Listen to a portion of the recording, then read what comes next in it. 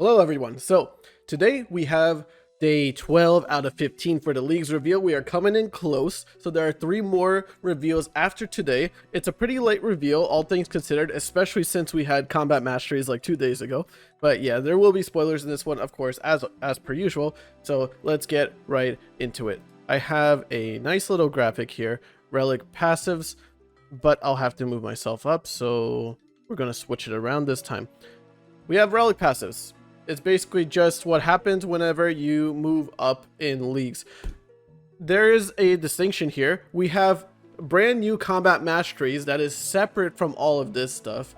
And then we have regions that you can pick in leagues. They are unlocked through the number of tasks you have completed.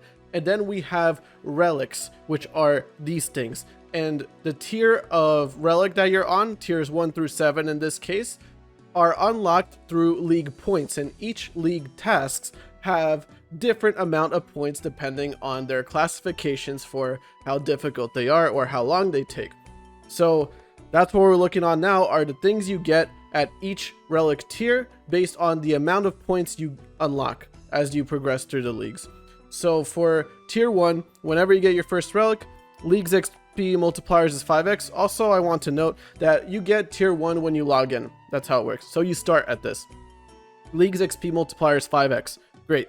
Items from eligible sources are 2 times as common. This means drop rates are 2 times as common. And we can go over into how that plays out on the wiki. Farming ticks occur every minute instead of every 5 minutes. This effectively means that you have farming be 5 times as fast as in the main game. And then mini game points received are boosted by 4x. It means it takes you 4 times less time to do whatever it is you're doing mini game wise, like Guardians of the Rift or pest control points, for example, is a big one. I think Soul War Zeal as well. All of these things are boosted by 4x. Run energy is never drained while running. That's a staple. That's how it works. You still lose run energy when you do things like God Wars and stuff, things that just like the Bats and Inferno, things that just take away from your run energy. You do regenerate your run energy and you don't spend it while running. You have basically unlimited run energy. And all clue scrolls will drop as stackable scroll boxes, and clue step progression is saved between clues. So when you get a clue, you don't have to drop it like this cringe meta that we currently have of just like dropping 10 million clues and waiting for them to respawn instead of having them stackable. In leagues, you can stack any amount of them that you want, so you don't have to do them all at once. You could just play the game however you want to, and then if you want to take a break, you could just open up the clues. Especially useful if you have things like Clue Compass as a relic. And before we go into the other tiers, it's worth noting that they have this section called Other Changes. This is just like what happens in leagues now. So there's a minigame modifier. Marks of Grace, Hallowed Marks, Brimhaven Vouchers, and Stardust now benefit from the minigame multiplier. So in tier 1, they are multiplied by 4x. You'll get 4 times as many Marks of Grace, Hallowed Marks, Vouchers, and Stardust. So for Stardust, you can get things like gems. That's not really important compared to the other relics that exist. Brimhaven, you can get a lot of agility XP, I suppose, or maybe you want to get early herbs, like extremely early herbs. Marks of Grace, you'll get Graceful faster. That's really just to complete your league tests. You can also use them to make staminas, but you have a limited run, so not really relevant, honestly, unless you're just going for Graceful for the league tests specifically. But Hallowed Marks are actually interesting because you can get potions and other things from the reward sack from the Hallowed Sepulchre. So if you have Mauritania, this could be potentially really useful for you, especially when you stack with Sage's Greaves. The drop rate modifier. This time, Twisted Ancestral Color Kits, Holy Ornament Kits, Sanguine Ornament Kits, and Awakener Orbs now benefit from the drop rate modifier. These things come from Theater of Blood, so you could attach them to your Sight, your Sang Staff, and your Grazi Rapier. And then you also can get Twisted Ancestral Kits that you would get from Chambers. Those are also modified with drop rate. I don't think that they come from every raid. It's just like the specific raid you're doing, those drop rates are increased. And then with Toa, you have the Fang Kit, which isn't a drop rate thing. That's just a challenge reward, which frankly, it would be great if they all worked that way, but they don't. Some are drop rate based, like the Sang Kit. But the important thing to know here is that you have the Awakener's Orbs now increase the drop rate. There are league tasks associated, depending on the region, with being able to complete 1 Awaken kill. And this is also going to be a really great time for you to get some experience with the Awakened boss, so it's not as scary as like in the main game, and maybe you'll actually be able to kill it with all the League's buffs that you'll have. So that is really, really good. And you'll be getting a lot of them now too, because they'll stack with the drop rate sources thing. So first it'll be 2 times as common, and then it will increase as the tiers go on. And clue scrolls, everything just stacks now. Every source, you just get stackable boxes. Good. Moving on to tier 2. League's XP multipliers increase from 5x to 8x. Self-explanatory. Tier 3, combat experience, including hit points and prayer, has a 2 times multiplier, which is multiplicative with other modifiers. So here in tier 2, XP multipliers increase from 5 to 8x. In tier 3, this means that combat experience will be 16x at tier 3, and tier 3 is not that hard to get to. I was going to consider going for increased combats early on to do things like Coliseum early, like on day 1 or something like that. But I don't know, man. Now I kind of want to save till tier 3, because any XP rewards you get from quests or XP lamps from the Varrock Museum, this is going to go super hard with early game prayer, and then just your general skills like Vampire Slayer 2, all those quests will stack quite heavily at 16x. So it might be worth just waiting till tier 3 for all the combat stuff and doing other things before then, setting yourself up for that. The Bigger and Badder Slayer unlock is unlocked in for free.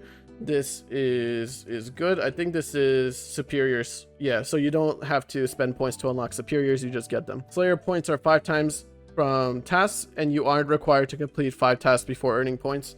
So this implies to me that we won't be getting a Slayer relic where you're able to choose your task, or you are able to cancel for free, or that sort of thing, because now and you don't have to get a task streak to start earning tasks at the bottom of this note. So when you get a task, and if it's like 20 points, now it'll be 100 points for your task, which is like 3 skips. Very cool. Slayer superior rates are increased to a 1 in 50 chance to appear. I feel like these are probably improved with combat achievement tiers when you get to like easy, medium, and hard tiers, because most people aren't going to go past hard tiers. You'll have to do a lot of CAs for that. But anyway, 1 in 50 is still really good, especially with how quickly we'll be destroying everything. That's tier 3. Tier 4, items from eligible sources will be 5 times as common. This used to be, we had 8 tiers in the previous leagues. On tier 8, this was the passive that you got. Now you're getting it at tier 4, which is like the mid game. Really good. And you're getting minigame points by 8x as well. So this was literally the passive from the last tiers of last leagues, and now we're getting it at tier 4. Huge. It feels like to me that this time around for leagues that they are going in this direction of streamlining PVM to make it as easy as possible to get into everything.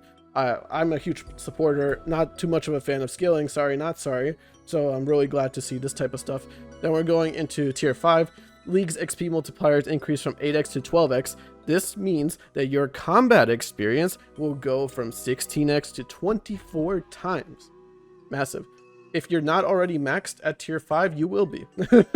You just will be. This is gonna go really hard for things as well, like pest control and soul wars, of course. So going on to tier 7, League's XP multipliers increase from 12x to 16x. If you're really not maxed, you will probably be hitting your 50 mils at this point with your combat training. So that's like a free league points and tasks as well. Just doing regular PVM, you'll get so much XP. Sorry for my phone if you heard that. The XP rates will be for 32 times for tier 7 for your combats. That is crazy. And then your skills will also be a 16x. I probably won't be going hard in the paint to level up skills quickly until I get to tier 7 for relics, but I might make an exception for thieving depending on where I'm at in the game, because with Tyranwin and the thieving relic that was unveiled yesterday, I'll be able to get 3 skills to 50 mil. But yeah, I'll probably wait till tier 7 before doing that, honestly. It'll depend if we have a tier 8 or not. It feels like we'll only have 7 tiers, but they also didn't mention that there would be a tier 6 passive. Kind of cringe, not gonna lie, that you get just nothing for tier 6. I wonder if this means that we'll also have a tier 8 after tier 7. It's not clear yet, and they haven't released all the relics, that we have these relics already. So we know what tier 1 is going to be. We know what Tier 2 is going to be probably these utilities. Tier 3 is either going to be Total Recall Banker's Note or Teleports. There's no way to go push Teleports further than Tier 4. So I feel, actually, yeah, it feels like they'll probably do Tier 3 then to be Teleports. Well, regardless, one of these is Tier 3 and Tier 4. And then you're going to have Tier 5, which might include Grimoire and Overgrown or Golden God. It's not clear. And then Tier 6 will be whatever is the opposite. We still don't know what competes with Golden God, so that's 1 relic. We don't know what competes with Overgrown and Grimoire, so that's 2 relics that haven't been revealed. And that would be, what I say, 1, 2, 3, 4, 5, 6. Which means that we still don't know any relics for Tier 7, and we have 3 days left. I'm leaning towards there being 7 tiers this time around. Maybe the next day that will get revealed will be the Golden God competitor, and then we'll have whatever fills in for Grimoire and Overgrown, and then we'll have the very last relics, one of which will probably be a special attack relic if I had to guess. I wanted to talk to you guys about drop rates and how they work in leagues. So I'm going to move myself back here. The drop rates are as follows, like this. So you can refer back to here how we have drop rates being 2 times, and then we go straight up to 5 times. So there's no in between. We just go from 2 times to 5 times as common. It doesn't seem like we get any other passives in between. So we're basically only going to be looking at this column and this column for 2 times and 5 times. So you'll see that in Unsired, for example, at the first tier, no one's killing Unsired. So you're probably killing it at the 5 times multiplier. It'll be a 1 in 20. Same for Scurious Spines being a 1 in 6. Scurious will also give you a ton of combat XP at that point. Things like the Tormented Synapse at the tier 4 relic passive will be 1 in 100. Really good. Really good. Then things like a Zombie Axe will be 1 in 160. It's not really inconsequential. You have this, and this is, by the way, on the Raging Echoes League / boosted drops link for the wiki. You can see all the different types of rewards that will be accessible. Things like Torva will be 1 in 50 from next, so you won't have to go that hard in the paint. Vandal's Armor like 1 in 75, you know, Hilt's 1 in 100. Very cool stuff. Getting the whole ring from a Desert Treasure 2 boss like the Whisperer, the Bellator ring, will be 1 in 100. Getting a whole Soul Reaper axe will be like 400 total kill count of any Desert Treasure 2 boss. Let's see if we have anything else interesting here. DK rings 1 in 25. Venator shards from Muspa, so getting a whole Venator bow will be just 100 kills expected on average. You would get 10 kills to get an Ancient Scepter. It's been confirmed with the components release that Muspa will not need Desert for you to create the Ancient Scepter. It won't drop an Ancient Icon, it'll just drop the whole Scepter. So you only need to kill the Grumbler like 10 times to get all that. The Basilisk Jaw is still a cringe 1 in 1k, but it is that is when it is not on a Slayer task. When it's on a Slayer task, it's 1 in 1k, so actually it'll be 1 in 200 to get a Basilisk Jaw at a 5 times rate. Things like the Angler's outfit go to a 1 in 2, which is quite funny. It's also unfortunate because if you want to do, there will be tasks to do diaries in leagues, and if you want to get full Angler, you'll have to do some Fishing Trawler, unironically, but you won't have to do as much, it seems, because you'll have that at a 1 in 2 rate. Things like the Occult go to be a 1 in 100. Zenites become a 1 in 60. For Pyramid Plunder, it's 1 in 12 to get a Pharaoh Scepter. That is, I don't know if this is the cumulative rate or if it's just the last room, but you'll be getting the Scepter really fast regardless because you have to go to the last room most of the time anyway. And then things like Virtus would be 1 in 460 from Leviathan for 1 piece. So it is still going to be, oh no, it's 1 in 460 for a unique piece, I think. I'm not too sure. You'll still need to kill like 400 of a Desert Treasure 2 boss probably to get all your Virtus pieces. Moving on to Mauritania, the important things to note are that it's 1 in 40 for a Noxious Halberd piece.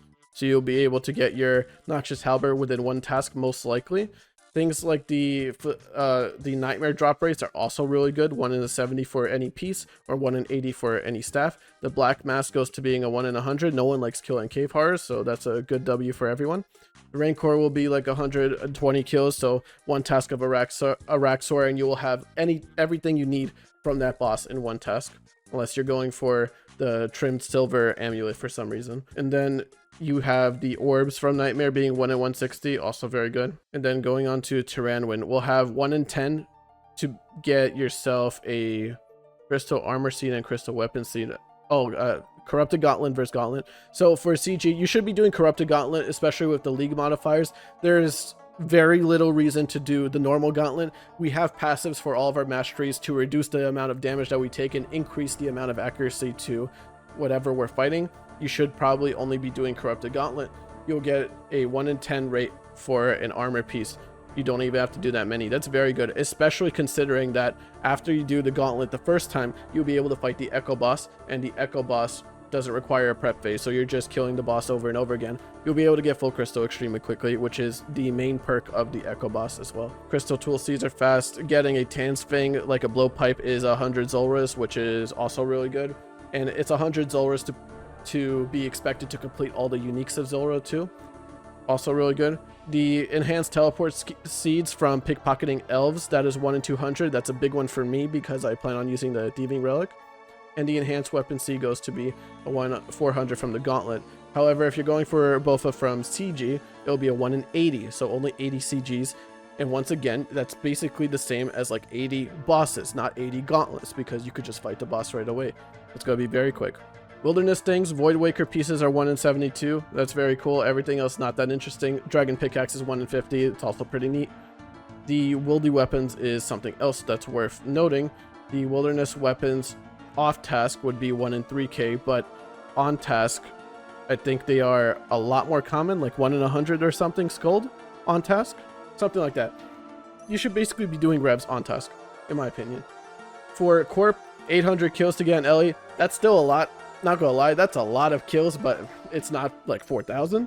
And to get any sigil, I think would be like 1 in 180 or something like that. I'm not too sure, but it's like around 200 kills to get a completed Spirit Shield from Corp. And no doubt this is going to be a task as well. But it's frankly, you should only be doing Corp if you really enjoy it, or if you want a specific shield, like if you just want to rock a shield, because it is still a very time-consuming boss.